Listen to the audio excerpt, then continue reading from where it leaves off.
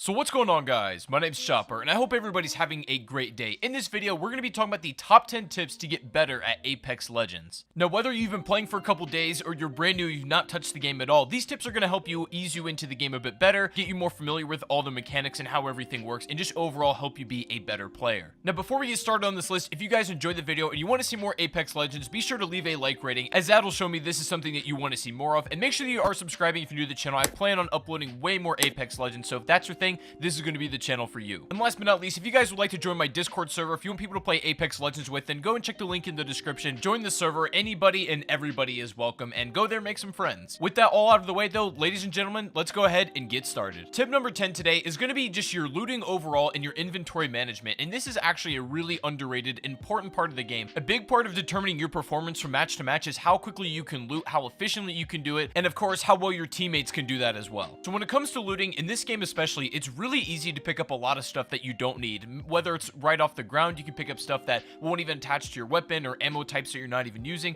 or when you're looting other bodies, normally they'll have an X over the things signifying that you can't use this with your current setup. So it's normally great just to drop those things immediately if you're not using them, because it's going to free up a lot of space. Now, the way to get more space in this game is, of course, take higher tier level backpacks, which can be hard to find sometimes, but I found that normally if you can get at least the blue backpack and make it to the end of the game, that'll have more than enough space to carry everything you need as far as ammo, meds, and nades, everything like that. I will say this though, make ammo and meds, especially like your shields and just whatever can give you health, a priority. Things like grenades and then other attachments that you want to use for a different weapon down the road, don't hang on to those, or at least don't make them a priority if it comes down to taking ammo or meds, because those are the two most important things in this game and will often be the deciding factor of whether you win or lose the match. Coming in today at the number 9 spot is running with your weapons holstered or put away. Now, this is a good habit to get into. It's pretty obvious, and it makes it clear if you play the training mode that running with your weapons away will make you go faster, and it's just a good thing to be overall. If you're not engaged in a gunfight, just have them away. There's no reason to have them out. You want that extra movement speed no matter what you're doing,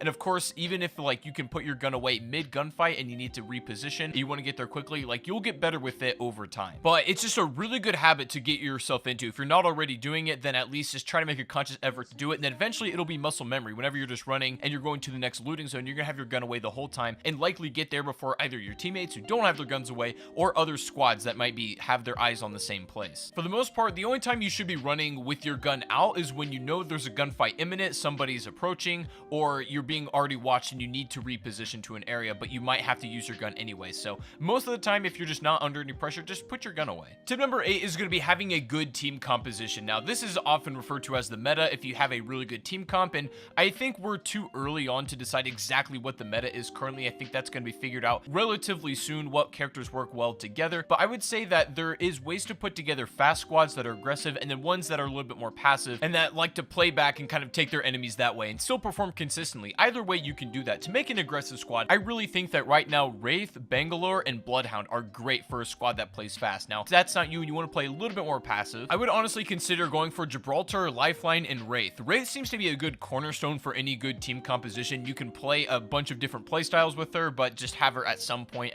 on the team. But just play around with different compositions and figure out what you and your friends like to run and how you guys play. Like I said earlier though, I think eventually soon there will be a meta in the team that you should be running that will objectively help you perform the best, but hopefully that gets switched up by new heroes and stuff like that later in the future, but we'll have to wait and see. Tip number 7 is making full use of your character's abilities. Now, the way that you can normally do this is obviously pay attention to whatever your passive is. So for example, if you're playing Wraith, Wraith will literally call out if you're being targeted, so you can use that to either help track down enemies or even scout out a bit. And her cooldown ability is basically a get out of jail free card that cools down every 20 minutes and you can reuse. You can escape the battlefield, turn almost invisible, and escape whatever situation you're in. I just see a lot of people playing Wraith not taking full advantage of the abilities that make you powerful. And this goes for every other character as well. I really like playing Bangalore, and the cooldown ability is that you can throw 2 smoke grenades that instantly explode, and you can use this for a variety of different things. You can use it to escape, reviving teammates, putting up a smoke screen that people can't shoot through, everything like that, right? I get that some of the ultimates require a lot of forethought, like Wraith's portal and the care package. So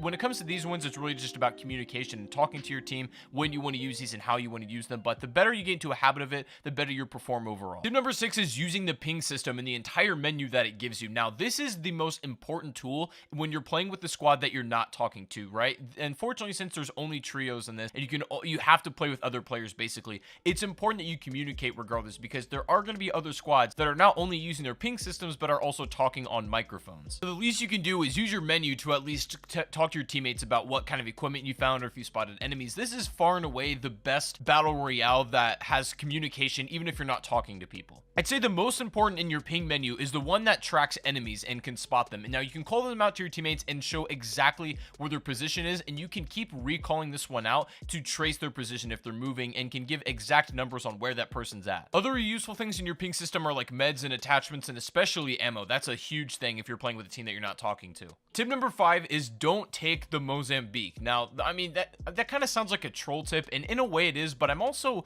kind of not kidding with that. This might quite literally be the worst weapon I've used in a video game ever. I don't know who designed this weapon and why it's in this game. If it gets a buff, it's going to be better, sure, but I don't know if that's even going to happen. Stay away from this gun at all costs, and I'm not even joking. You might be better off trying to punch somebody than using that weapon. It just hits for a pitiful amount of damage if you don't land the pellets, and it only shoots 3, so that weapon makes me want to vomit. Take anything else in the game, I beg of you, but stay away from that, and honestly, I wouldn't even be mad if Apex Legends just removed this from the game entirely. Tip number 4, though, is going to be using your slide. This is a serious tip. This is something that I actually recommend that you do. Now, the sliding mechanic in this game is pretty interesting. You can do some fascinating things, and you may be surprised how powerful it really is. Now, the first and most obvious thing you can do with this slide is, of course, go downhill. You'll pick up a ton of speed and momentum and fly to wherever your destination is at the bottom of that hill. Now, something that I also recommend you try doing is you can use this to turn corners quickly, because in this game, sometimes when you turn corners while sprinting, your character will drift to the side a little bit. So if you hit the top of a staircase and you want to quickly like jolt around the corner, you can hit a slide and come out of it like a second later at the top of it to make that quick turn. You can also slide off the edge of a ledge if you hit it properly while you're sprinting, and it'll send you flying forward, giving you a ton of momentum. And this is fantastic for escaping buildings. If a squad is rushing you and you're at the top and you need a way to get out, if you hit this like kind of edge slide, you can put this huge amount of distance between you and your attackers, and they won't even know that you've gone that far already. You'll be riding off into the sunset already. You can also use the slide to push a corner if somebody's camping there and you know they're sitting there, and it'll catch them off guard, be really hard for you to hit, and you can aim and shoot just fine while you're doing that. So another thing just to keep in mind, your sliding is pretty important. Coming in at number 3 is understanding your attachments and which ones do what for your guns. These are a pretty important part if you want to make your weapons as effective as possible in Apex Legends. Now, for the standard assault rifles, you can normally get like a barrel stabilizer, a stock, and an extended mag, and of course a sight for each weapon as well. But it's insanely important to get both stocks and stabilizers, especially for very high fire rate weapons. It'll make them significantly easier to control, and like you really can't play without them if you want to be that effective. Some weapons have unique attachments that can make like headshots more lethal, or their rate of fire increase for shotguns, or can turn them from a burst weapon to a full auto weapon. And don't get me wrong, these attachments are very useful, but they are a little bit rarer, and I wouldn't say don't necessarily make them a priority, and go for the stabilizers and also the stocks. Those are your bread and butter. Coming in at number 2 is going to be reviving your new teammates if they happen to bleed out and you got their banner and you get them from the recovery station. When they come in, it's vitally important that you leave them a weapon as soon as they spawn in, because they're going to have absolutely nothing and all their abilities are going to be on cooldown. It's really easy to just jump out of that plane and get knocked straight away, especially if you're in the middle of a gunfight. It's better if you drop one of your weapons and just leave it at the base of it for that teammate to pick up, because they can just jump right back into the battle and then get that momentum reset. Also, while you're calling in your teammates, unfortunately, there's no way to duck and cover or do anything. You can't crouch. The only thing you can do is look around and rotate your camera, but that's not always that effective. So you are a sitting duck while calling them in. Just keep that in mind. It's especially risky in the late game if there's only maybe 1 or 2 stations left and it's pretty obvious that you might be at one of them. So all I'm saying is be careful when you're bringing back the lads. But ladies and gentlemen, finally coming in today at the number 1 spot is the easiest noob trap, and something that I see all the time nowadays. And this is just honestly, don't stand still. A lot of newer players, it's very easy to sit there and shoot somebody and stand still for extended periods of time. Whether you're out in the open or not, it's just not really a good idea. The movement system in Apex Legends is built so that you can shoot while you're like kind of moving around or crouching or whatever, and it's not going to affect your recoil or anything like that. So take advantage of it. For instance, when you're scoped in on some enemies with the sniper DMR or something, it's important to step back like every couple of seconds, unscope,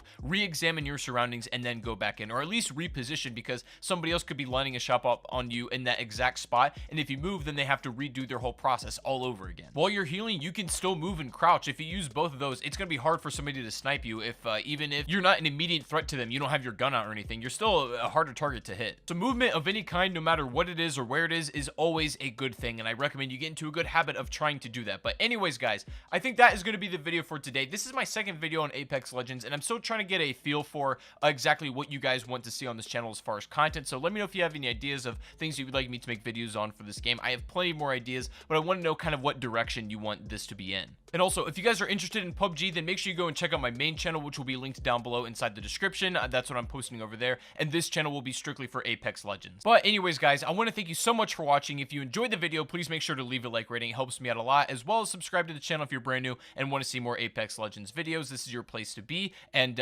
make sure you go follow my socials. My Twitter, my Instagram will both be linked down inside the description. And without further ado, I will see you all in the next one. Take it easy, guys, and peace out.